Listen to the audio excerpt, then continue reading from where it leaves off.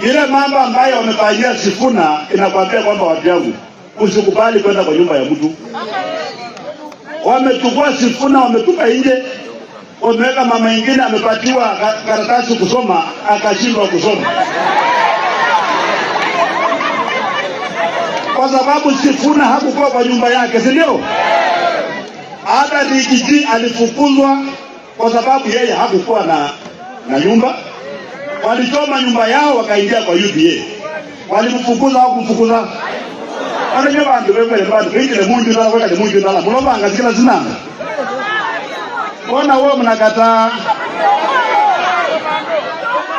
Msikubali maneno ya Mniogoro na Mniogoro ni kure sana.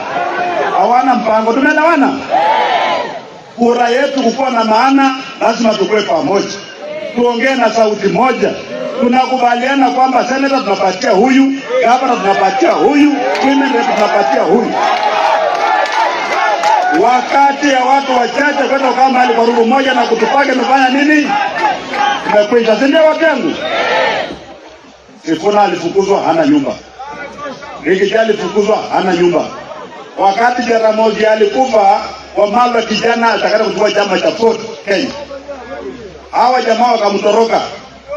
Akabaki peke yake, wakaenda wakaunda chama kingine. Si ndio? Sasa Muluya atakuwa ni mtu wa kusapoti watu wakati wa Kenya kusapoti sisi takuwa siku gani? Sasa wakati unaambia hawa jamaa kura yetu ni milioni 5 ndio hii. Si ndio? Tunadai kitu kubwa. Na kama watupatie kitu kubwa, watuambie very objectively. Kwa nini hatuwezi kupewa hiyo kitu kubwa? Watu eleza tutaelewa kama namna gani? Ili utaambia story, una experience, una nini? Experience ya kuiba. Hiyo si hatuwezi kubali. Sasa watu wangu mkiona nakuja kushikwa ni kwa sababu nimeongea namna hii.